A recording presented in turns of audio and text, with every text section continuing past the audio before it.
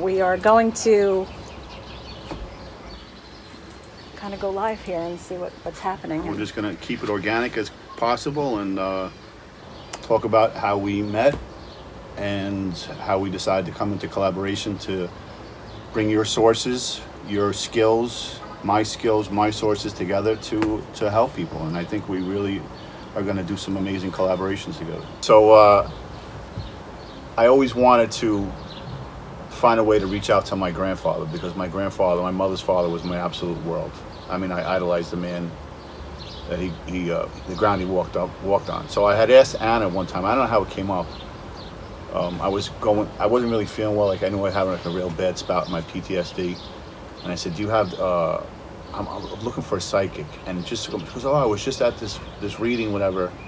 I'm like, oh, really? Give me, I said, can you give me your number? So she gave me your number.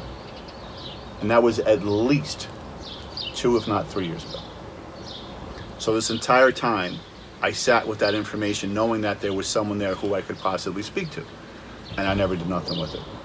Procrastinate, whatever you want to call it. Didn't think it was possible. I don't know how, any way you want to analyze it. But so finally, I think I'd asked her for your number 2, maybe 3 times. So the last time I had it, she gave it to me. Because I had gotten new phones, I lost the number anyway. So I said to her, give me that woman's number.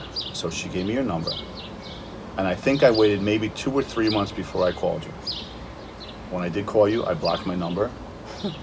And I gave you a bogus email address because, listen, I know what I can find for people, and that's what I do for a living. I can find dirt on anybody, and it's not that difficult. I mean, I have some really good sources. Some people can, if you really want to look for it, you can get stuff on people. I didn't want you to find anything on me, to blow smoke where it shouldn't be blown, for lack of better terms. So I reached out to you. We set up an appointment for a reading. You came to my house. It was myself, my wife. Which, mind you, you did not give me your address till I was literally on the way. Right, correct. It was myself, my wife, and my sister-in-law. It was supposed to be a 1-hour reading, if I'm not mistaken. You were there for nearly 3 hours. Well, don't tell anyone that. Oh. But yes. For nearly 3 hours. I'm not a time watcher, for sure. And I can tell you, we were blown away, all 3 of us. And I don't know how many times we reached for tissues, because we were just in tears with all the information and how you connected us with so many different things. And I am forever grateful for that, forever. Well, that's a pretty crazy story, huh? It is. How knowing for 2 or 3 years we were supposed to connect, and the timing is now. Well, it says destiny. It's funny because I had this feeling, and I reached out to somebody, and we were like, I have a feeling. I said, I feel like I'm being investigated. Oh, boy. It was the craziest thing. I said, I don't know. There's something about this client. I can't put my finger on it. I feel like I'm being investigated. And sure enough, investigator. And I didn't tell you what I did until after No. I said goodnight to you that night on my steps. I gave you a hug and a kiss, and I cried, and I said, thank you very much. We all cried. My wife cried. My sister-in-law cried. It was awesome. Fated paths, right? And this is the biggest work that I do, is connecting people, knowing the divine timing, and being a catalyst for change. So you are retired. Yes. New York police officer. City of Mount Vernon. Retired in 2009. Got a job when I was 20 years old, 1991. Detective. Yes. Licensed private investigator. New York State Private Investigator, correct. And what did you say to me before I left? We need to work together. We need to work together. I said, there's some, I know with the skills that you have and the capability, or innate gifts. The gift, there you go. The gift Just that you an innate have. knowing. The gift that you have. Thank you. And the skills that I've acquired and honed throughout my entire adult life. There is no way that we cannot help people and give them the closure that they need. Whether it's a missing person, a suicide, God forbid, a rape, or whatever it is. Right. There's so many avenues that I know we can collaborate to give people closure. Which we already have. We're already started working on things and seeing how things come together.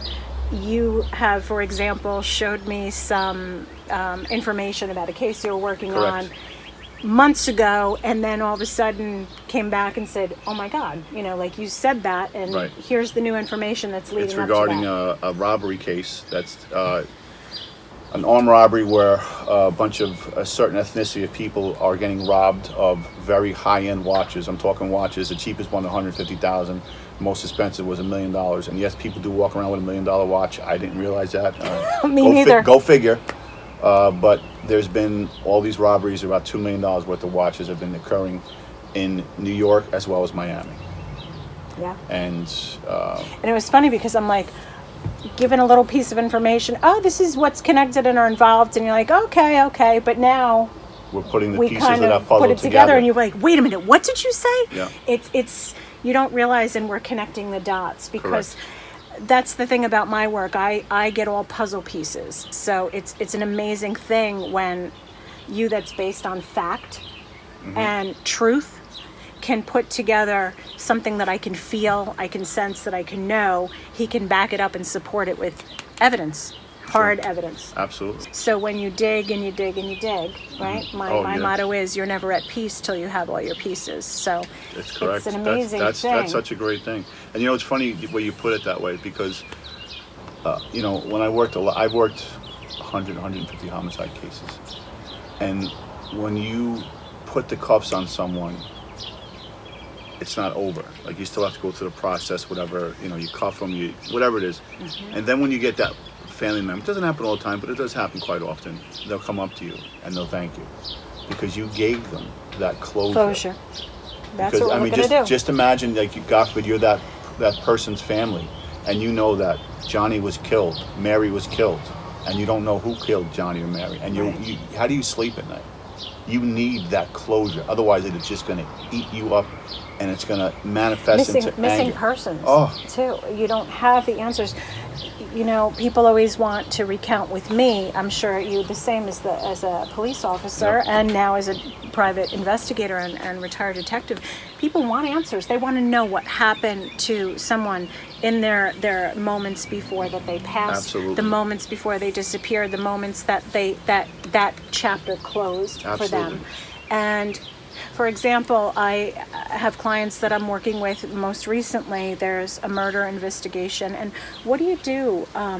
Someone like me or a family member that would come to law enforcement that we feel that maybe the wrong person is being held, or that they don't have the right answers, because most law enforcement doesn't believe in psychics. That's a very interesting thing, because police, for the most part, they're going to say they have a suspect or they don't have a suspect. Right. And you coming out completely from left field saying, don't look at John Doe, look at Steve Doe. Right. And they're going to say, oh, what are you, crazy? We know it's John Doe. Right. So they're going to say, this lady's nuts. Oh, yeah, and they're going to give you lip service. They're not going to give you what you want. I mean, I would hope that they're going to maybe some point look into Steve Doe. And I would hope that if they do convict John Doe, it is the right conviction. But I can't speak for other officers. I can tell you right now that I've been involved in the arrest of well over 2,000 people. And I know for a fact, I have never, ever put someone to jail that wasn't the right person. Which leads me to my question. Do you think, I know years ago and in certain more rural places, that they look for, they need to have accountability. Absolutely. So do you think there's pressure to, we have somebody, it's good?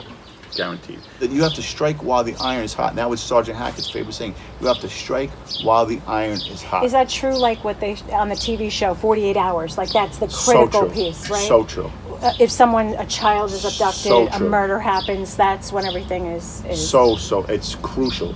The quicker you get things done, because the more time it gets to get covered up or someone gets to go somewhere else, it's just, you want to strike while the iron is hot, guaranteed.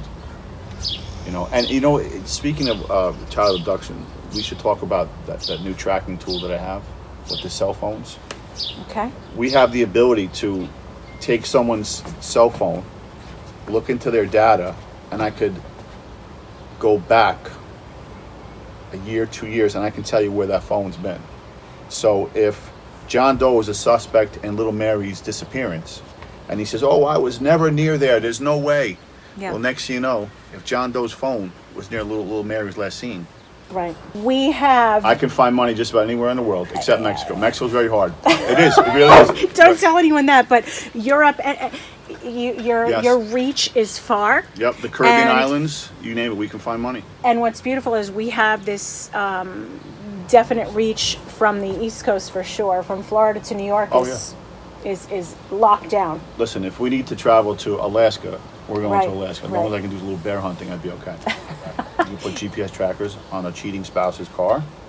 Perfectly legal, as long as you own the vehicle, you're married, it's marital assets. We can put a GPS tracker on that car. I can tell you where that car is within 3 meters every single time. It is spot on. It's very expensive, but it is an unbelievable asset to use. Right. I think that we have a pretty expansive Go. We can pretty much repertoire of tools at our disposal. and we can knowledge, literally experience, reach worldwide passion. if we need to. Yeah, you actually can I can reach worldwide. I mean, I have connections all over the world. Well, that is. I'm excited, really excited, and I know when people really think about it and they start reaching out, and we give them the information that they've been looking for, they're going to be blown away. I just know it because that happens to me all the time. Remember, you're never at peace until you have all your pieces. Yes. Amen to that. Till next time. Give back. Ciao for now.